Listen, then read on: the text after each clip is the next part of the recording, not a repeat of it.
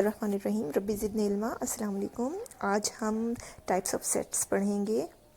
Last episode में मैंने आपको बताया कि सेट्स क्या होते हैं। अब हम यहाँ पे सेट्स के बाद जो उनकी टाइप्स हैं उसके बारे में कुछ समझने की कोशिश करेंगे।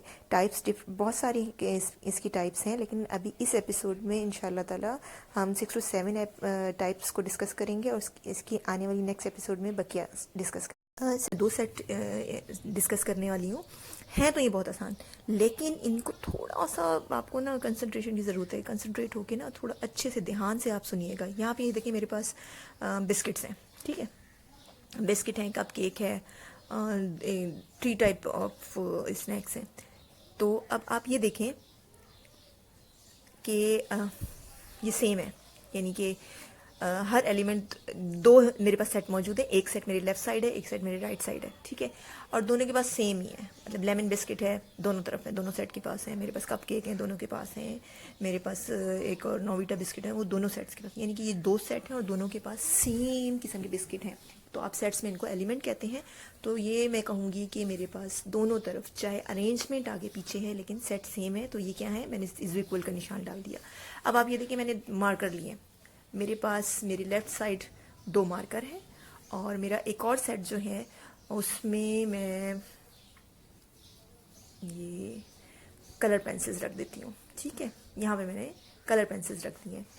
अब ये दोनों चीज़ें सेम तो नहीं है। यहाँ रेड कलर पेंसिल है, कलर जरूर सेम है यहाँ पे, लेकिन वहाँ पे मार्कर है।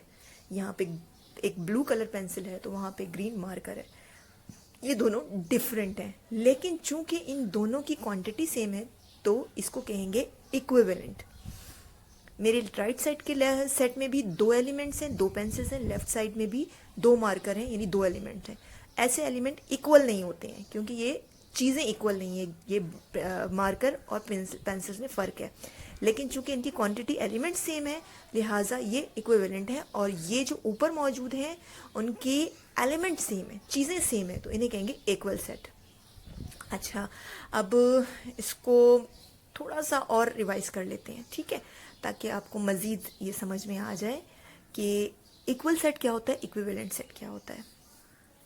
ये देखें, सेट ए में मेरे पास 1 2 3 4 5 नंबर्स हैं, रियल नंबर है 1 से 5 तक, ठीक है, बिटवीन 1 to 5।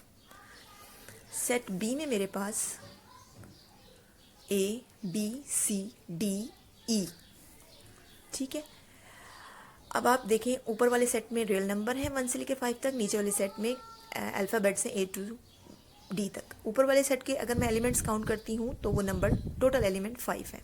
बी सेट को भी काउंट करती हूँ तो इसके एलिमेंट 5 है। अब हम इनकी प्रॉपर्टीज़ पे गौर करते हैं। अगर मैं कहूँ A सेट और बी सेट जो है, इन दोनों के दरमियान क्या रिलेशन है, क्या ये इक्वल है या इक्विवेलेंट है, तो ये इक्विवेलेंट है क्योंकि इनकी एलिमेंट्स की क्वांटिटी तो सेम है लेकिन ये एलिमेंट सेम नहीं है, ठीक है। तो ये इक्वल नहीं है, ये इक्विवेलेंट ज़रूर है, ठीक है। इक्वल का साइन जो है वो मैंने यहाँ डाला, नॉट इक्वल का साइन डाला और इक्विवेलेंट का साइन डाला। अब एक और सेट मैं लिख रही हूँ, सेट पी।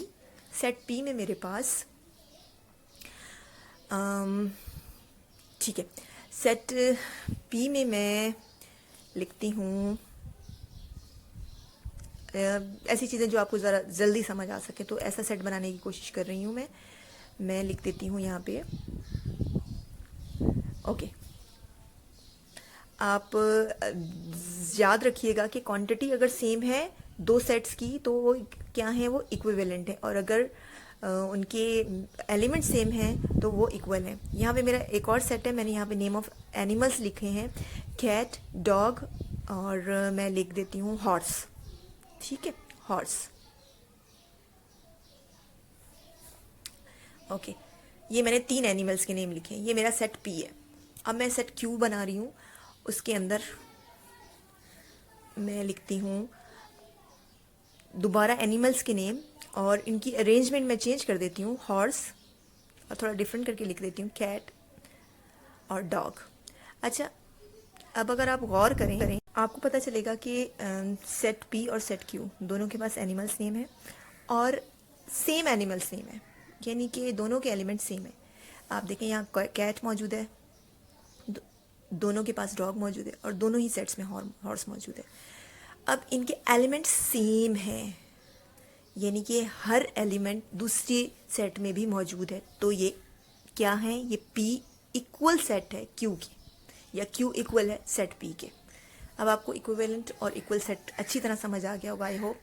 तो हम यहाँ पे थोड़ी सी उसकी डेफिनेशन भी आप रीड कर सकते हैं। एक और एग्जांपल भी मैं आपको थोड़ा पिक्चर में शेयर कर देती हूँ। अगर आप यहाँ सेट E और सेट F के सेम क्वांटिटी एलिमेंट्स हैं, ये एक दूसरे के इक्विवेलेंट है। इसी तरीके से यहाँ पे एक और एग्जांपल भी मौजूद है। अब अगला नेक्स्ट टाइप ऑफ सेट है डिसजॉइंट सेट।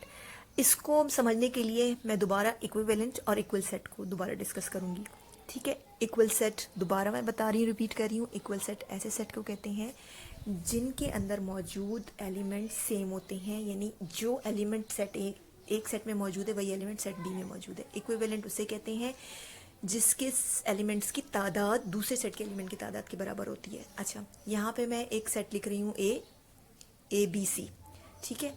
बी सेट 1 2 3 और एक और सी सेट मैं बना रही हूँ और उसमें मैं लिख देती हूँ बी सी डी, ठीक है, सॉरी बी सी ए, ठीक है।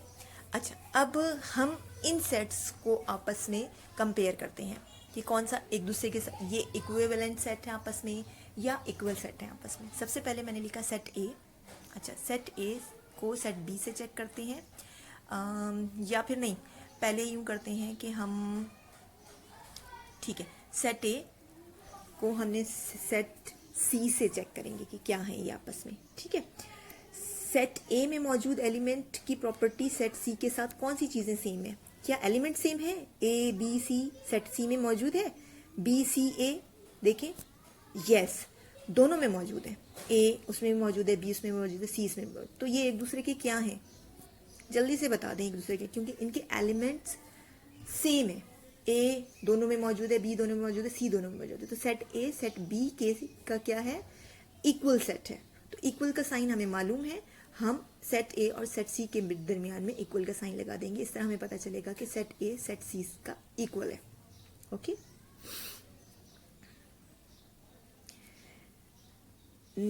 अब हम दूसरे सेट को आपस में कंपेयर करते हैं, ठीक है। अब मैंने लिखा सेट ए और सेट बी। अच्छा, सेट ए में ए बी सी एलिमेंट है और सेट बी में जो है वो काउंटिंग नंबर्स है 1 2 3। एलिमेंट्स दोनों में अलग अलग हैं, उसमें अल्फ़ाबेट्स हैं, इसमें काउंटिंग है, लेकिन एक प्रॉपर्टी सेम है, वो आप एलिमेंट्स को काउंट कर लें। उसमें भी 3 एलिमेंट है, इसमें भी 3 एलिमेंट है।